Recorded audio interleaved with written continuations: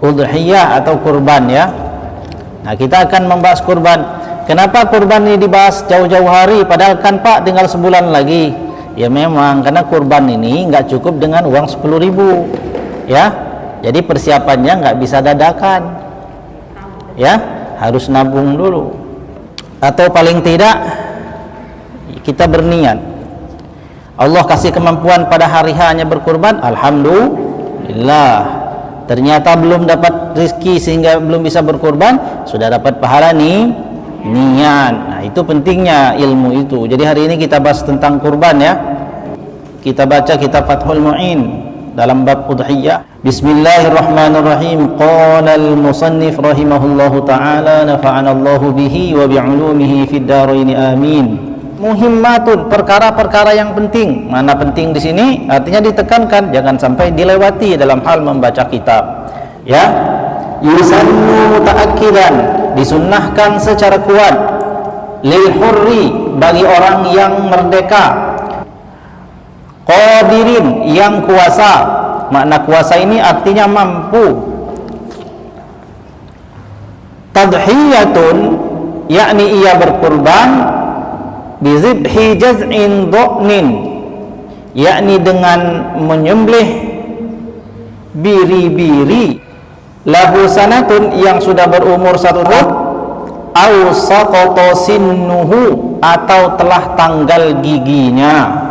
Nah, perhatikan, biri-biri itu apa Bu? Bukan kambing, domba atau kibas.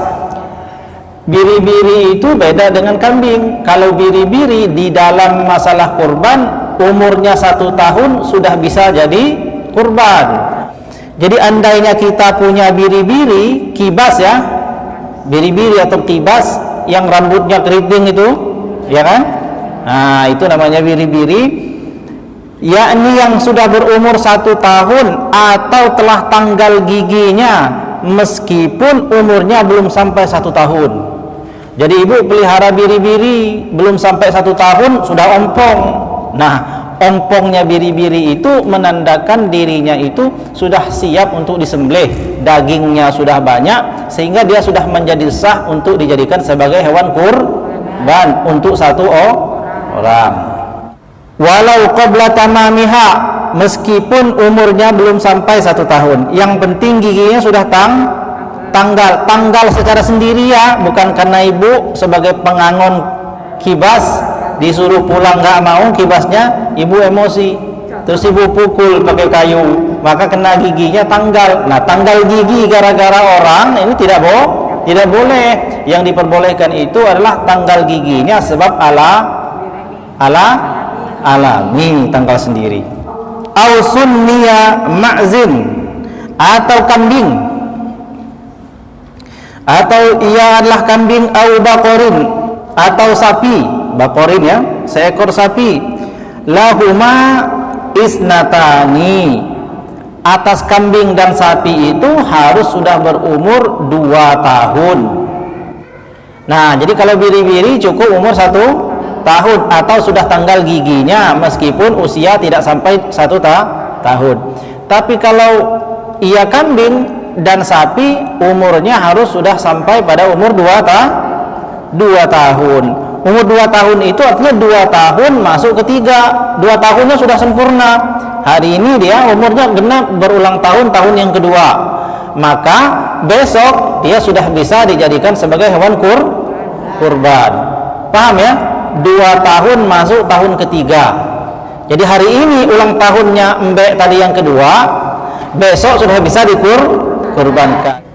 Nah, tandanya guru saya bilang, berdasarkan pengalaman-pengalaman daripada dunia perkambingan, maka kambing yang sudah berusia 2 tahun itu kalau tanduknya panjang kelihatan, yang penting tanduknya sudah keluar. Tapi kalau dia memang kambing yang tidak punya tanduk, pangkal daripada tanduknya itu jaraknya sudah sampai selebar jempol.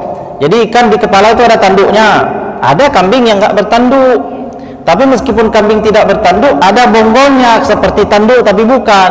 Nah, kalau sudah diukur jarak antara 2 tanduk itu sudah seukuran jempolnya orang dewasa, maka sudah bisa dipastikan bahwa kambing itu sudah berumur 2 tahun. Berarti kambing dan sapi umurnya berapa? 2 tahun terus masuk ke 3. Jadi hari ini hari ulang tahun yang keduanya yang dirayakan umpamanya, terus besok sudah bisa disembelih.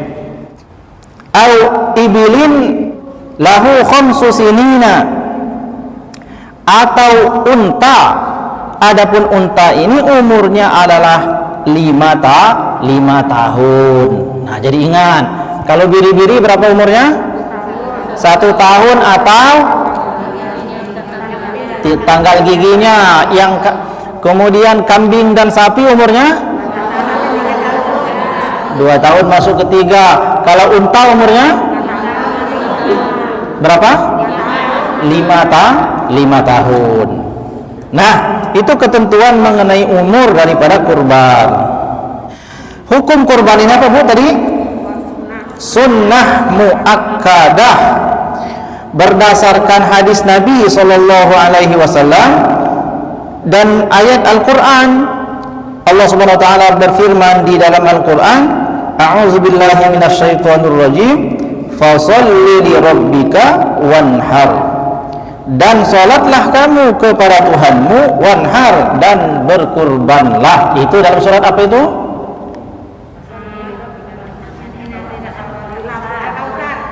Ini keras ini. Al-Kautsar. Ayat berapa? Ayat kedua. Alhamdulillah. Ya, pada pinter. Nah, jadi dalam ayat Quran itu fasholli li rabbika wanhar. Perintah ini, dan salatlah kamu untuk Tuhanmu, yakni Allah Subhanahu wa taala, wanhar, lalu berkurbanlah. Kemudian hukum kesunnahannya ini dinyatakan sebagai sunnah muakkadah berdasarkan hadis Nabi sallallahu alaihi wasallam yang diriwayatkan oleh Imam Al-Hakim, kemudian Imam Ibnu Majah dan Imam At-Tirmidzi. Hadis tersebut berbunyi, ma'amila adamiyun, tidaklah suatu perbuatan yang dikerjakan oleh adamiyun, manusia, anaknya Adam. Anaknya Adam semua ya? Tidak ada yang anaknya manusia purba? Tidak ada. Dalam teorinya Darwin, Anda dengar teori Darwin? Teorinya Charles Darwin itu bahwa manusia ini berasal dari monyet. Nah, jadi monyet dulu, setelah monyet berubah sedikit demi sedikit, akhirnya jadi manusia yang sempurna seperti yang sekarang ini. Tetapi di dalam agama kita, dalam agama Islam tidak dikenal itu. Yang ada bahwa manusia ini adalah anak cucu dari Adam yang memiliki kesempurnaan tubuh sebagaimana kita hari ini, yang berbeda hanya dalam bentuk ukurannya saja. Ya, amila adamiyun, tidaklah satu perbuatan yang dikerjakan oleh seorang anak Adam min amalin, daripada suatu amalan, yauman nahri, pada hari nahar, yakni hari hari Idul Adha, ahabba ilallah, yang lebih dicintai oleh Allah, min iraqatid dam, selain daripada mengalirkan darah, yakni menyembelih kurban. Innaha, sesungguhnya ia kurban itu, la ta'ti yaumal qiyamati, akan datang pada hari kiamat nanti, biquruniha, dengan tanduknya, yang dengan tanduknya, wa as'ariha, dan seluruh rambut yang ada pada badannya, bulu-bulunya itu, wa azlabiha, wa as'ariha, wa azlabiha, dan kuku-kukunya. Wa inna dama, dan sesungguhnya darah yang keluar daripada hewan yang disembelih itu, la yaqa'u minallahi bimakanin qabla an yaqa'a minal ardi fatibu biha nafsan. Sungguh darah yang mengalir tadi itu akan lebih cepat sampai kepada Allah sebelum darah itu menetes ke bumi. Jadi ketika orang itu menyembelih hewan kurban, darahnya kan pasti langsung menetes kan? Tapi lebih cepat pahalanya diterima oleh Allah sebelum darah itu menetes ke bumi. Saking Allah memperhatikan bagaimana keutamaan daripada kurban itu. Tidak ada amalan yang paling dicintai Allah pada hari raya Idul Adha selain daripada mengalirkan darah. Sesungguhnya nanti hewan-hewan kurban yang disembelih itu akan datang pada hari kiamat dengan tanduk-tanduknya, dengan bulu-bulunya, dengan seluruh perkara yang ada pada dirinya, dengan ekornya, semuanya lengkap. Ya, bahkan di dalam kitabnya para ulama dikatakan bahwa hitungannya itu pahalanya setiap satu bulu daripada hewan kurban itu Allah memberikan padanya 10 kebaikan dan mengangkatnya 10 derajat. Kemudian daripada satu bulu tadi itu Allah akan hapuskan baginya 10 keburukan. Bisa dihitung nggak kira-kira bulu kambing? Nggak bisa. Dari satu bulu kambing naik 1 derajat 10 derajat, ya. Sedangkan dalam hadis-hadis yang sudah kita kaji beberapa waktu yang lalu, dari 1 derajat ke derajat itu berapa jauh perjalanan? 500 tahun perjalanan. Begitu, Ibu. Jadi ada 1. Maka sangat ditekankan bagi orang yang mampu untuk berkurban. Karena dalam hadis yang lain ada peringatan yang keras dari Nabi. Barang siapa yang Allah berikan kemampuan dan kelebihan harta pada hari raya Idul Adha, lalu ia tidak berkurban, maka janganlah ia mendekati masjid-masjid kami. Itu kata Nabi dalam sebuah hadisnya. Maka sebagian ulama, jadi tentang hukum kurban ini, ibu-ibu, para ulama berbeda pendapat. Ada 2 kelompok. Satu kelompok ulama menyatakan hukumnya sunnah muakkadah. Ini jumhur, mayoritas ulama. Tapi sebagian ulama menyatakan hukumnya wajib. Kenapa wajib? Karena ada hadis Nabi tadi itu. Bagi siapa yang Allah berikan kelebihan harta pada hari raya Idul Adha lalu ia tidak berkurban, minimal 1 orang dalam setiap rumah, maka janganlah ia mendekati masjid-masjid kami, kata Nabi. Nah, jadi daripada hadis ini sebagian ulama menyatakan wajib, tapi jumhur ulama dan kita memegang pendapat hukumnya sunnah muakkadah. Sunnah muakkadah. Tapi kita mesti berhati-hati. Andai kita mampu ya berkorban. Kenapa? Kalau enggak, kita akan kehilangan kesempatan mendapatkan pahala yang besar dalam waktu 1 tahun. Ibu sudah habis hari tasrik, belum kurban, tiba-tiba nyesel, nggak bisa ibu mau kurban, harus nunggu tahun depan. Nah itu ya.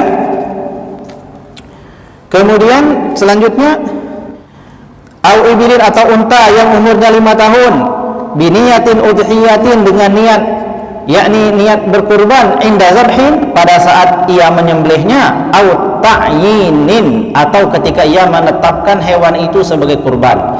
Jadi kapan kita berniat berkurban? Ada 2 waktunya. Pertama pada saat nyembelih, ya, kita mau nyembelih itu niatnya sekarang ini.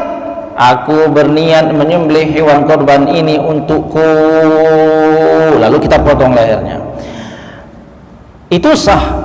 Atau ketika kita sedang mencari kambing, lalu kita tunjuk kambing ini adalah kambing untuk kurban saya. Nah, pada saat ia mengucapkan kalimat itu sudah dihitung sebagai niat dia untuk berkurban. Jadi kapan waktu kita berniat? Pertama ketika menyembelih, yang kedua ketika menetapkan kambing itu sebagai kurban.